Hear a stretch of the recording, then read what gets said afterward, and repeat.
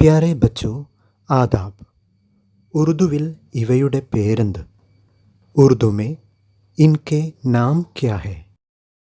चाय, ये चाय है। ये क्या है?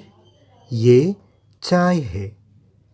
मिठाई, ये मिठाई है। ये क्या है? ये मिठाई है।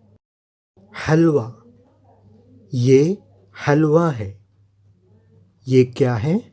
ये हलवा है। समोसा, ये समोसा है। ये क्या है? ये समोसा है। लड्डू, ये लड्डू है।